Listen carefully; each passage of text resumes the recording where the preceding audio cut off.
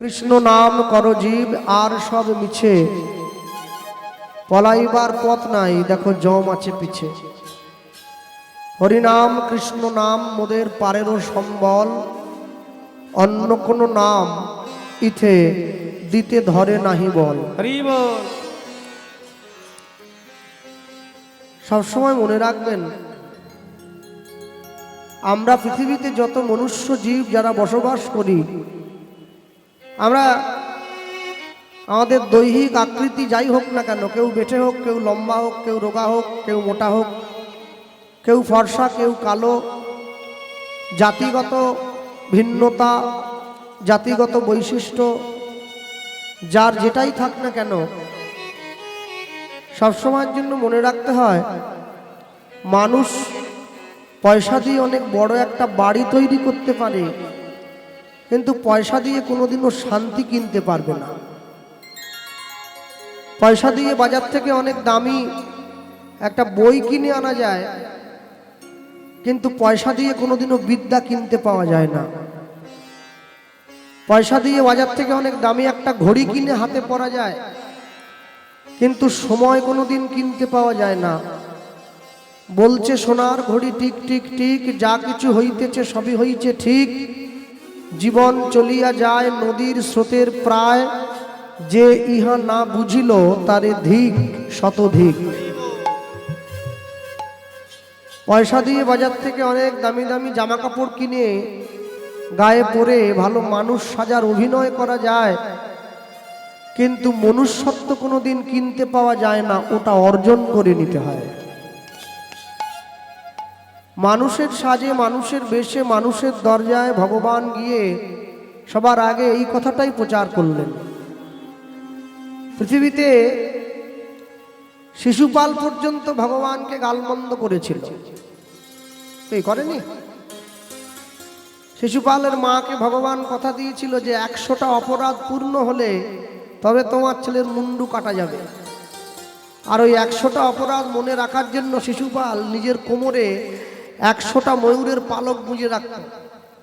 যে 100টা ময়ূরের পালক, যে ময়ূরের পালক ভগবানের মাথায় থাকতে, একটা করে অপমান আর একটা করে ময়ূরের পালক টেনে কোমর থেকে ছুঁড়ে ফেলে দিত।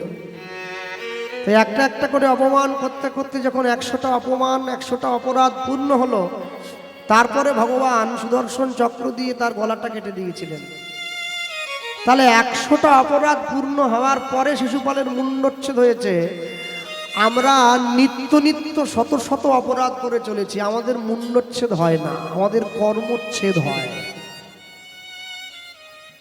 আমরা নিত্য নিত্য 100 করে অপরাধ করি।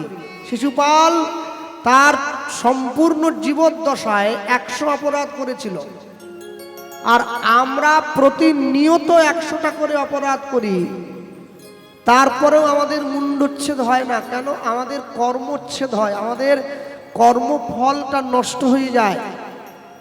দেখবেন অনেক মানুষ আছে যারা শ্রাদ্ধ বাড়িতে নিমন্ত্রণ খেতে যায় না, নিমন্ত্রণ দেয়, বলে তোমার নিমন্ত্রণটা আমি স্বীকার করছি ভাই, কিন্তু আমি যেতে পারবো না। কেন? বলছে শ্রাদ্ধ বাড়িতে নাকি নিমন্ত্রণ খেতে নেই। কে বলেছিল? বলে আমার দাদু। দাদু আমার বাবাকে শিখিয়েছে, আমার বাবা আমাকে শিখিয়েছে। তা আমি যখন আমার বাবাকে গিয়ে জিজ্ঞাসা করলাম শ্রাদ্ধ বাড়িতে নিমন্ত্রণ খেতে যেতে নেই, কারণটা কি? বাবা বলছে ওটা বলতে পারবো না, তবে বড়রা কেউ যায় না, সুতরাং তুমিও যাবে না।